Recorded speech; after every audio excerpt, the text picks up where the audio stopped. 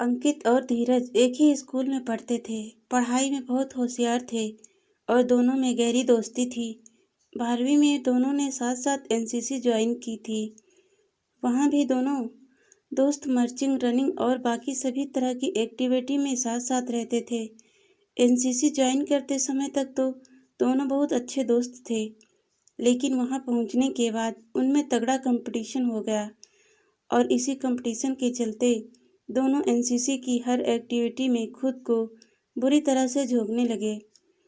कुछ ही दिनों में दोनों दोस्तों का स्कूल का बेस्ट कैंडिडेट माना गया और दोनों को स्कूल की ओर से आर्मी कैंप में ट्रेनिंग के लिए भेजा गया।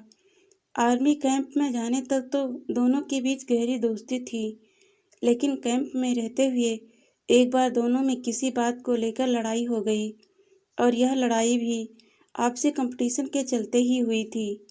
झगड़ा इतना बढ़ गया कि बोलचाल बंद हो गई और दोनों दोस्तों के रास्ते अलग हो गए। इंटरमीडिएट की पढ़ाई पूरी होने के बाद अंकित ने एनसीसी छोड़ दी, जबकि धीरज सीआरपीएफ की तैयारी में लग गया। कुछ समय बाद की बात है, अंकित की मम्मी की तबीयत बहुत ज़्यादा खराब हो गई। उनकी नाक से खून बहने लगता था और यह प्रॉब्लम कुछ ऐसी थी कि रात में नींद में ही खून बहने लगता और सुबह नॉर्मल हो जाता था। अंकित के पापा ने अच्छे अच्छे डॉक्टर के पास दिखाया, लेकिन उनके स्वास्थ्य में कोई सुधार नहीं हुआ। मामला संभलता ना देखकर डॉक्टर ने उन्हें दिल्ली के एक बड़े हॉस्पिटल को रेफर कर दिया।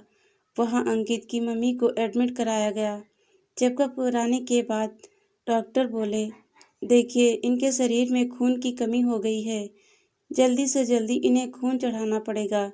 आप लोग ब्लड का इंतजाम कर लीजिए।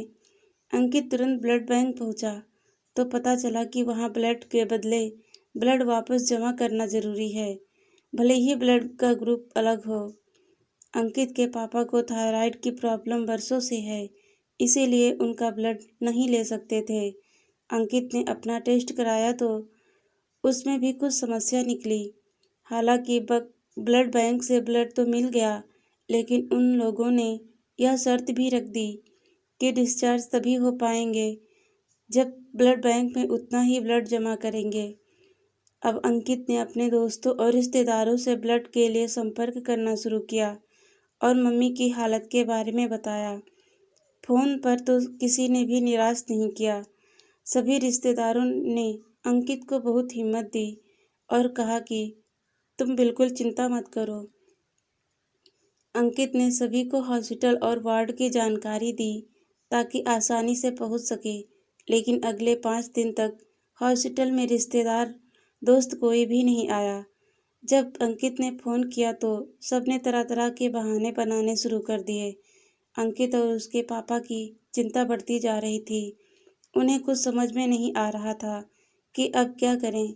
एक एक दिन पहाड़ की तरह बीत रहा था, क्योंकि प्राइवेट अस्पताल होने के कारण उसकी फीस भी बहुत ज़्यादा थी। 5वें दिन भी अंकित और उसके पापा इसी चिंता में वार्ड के बाहर खड़े थे।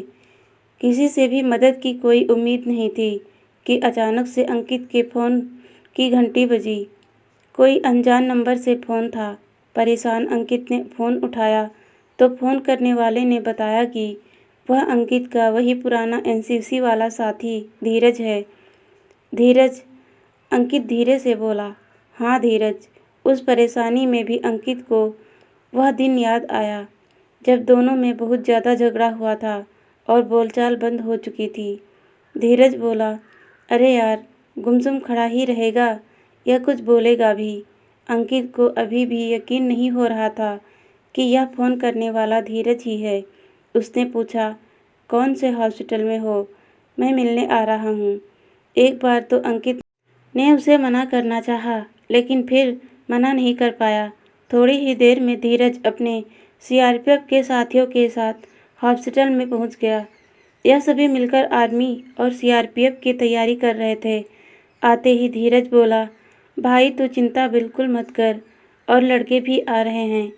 फिर वह डॉक्टर से बोला, डॉक्टर साहब, आप डिस्चार्ज करने का प्रोसेस शुरू करिए। हम सब मिलकर आपके ब्लड की टाँकियाँ फुल कर देंगे। इसके बाद तो डॉक्टरों ने फटाफट अंकित की मम्मी को डिस्चार्ज कर दिया और जो इंतज़ार में दिन एक्स्ट्रा हुए थे उसकी फीस भी उन्होंने आधी कर दी। यह सब देखकर अंकित अपने दोस्त के गले लगकर रोने लगा तो धीरज हंसा और एकदम आर्मी वाले अंदाज में बोला, you know NCC man never cry. यह सुनकर अंकित को हंसी आ गई। अंकित कहने लगा, हाँ, एनसीसी मैन सिर्फ लड़ते हैं, जीतते हैं और आगे बढ़ते हैं। आज अंकित को यकीन हो गया कि धीरज जैसे सच्चे दोस्त मुश्किल से मिलते हैं, जो मुश्किल वक्त में पिछली सारी बातों को भुलाकर आज उसके साथ हॉस्पिटल में खड़ा था। धन्यवाद दोस्तों।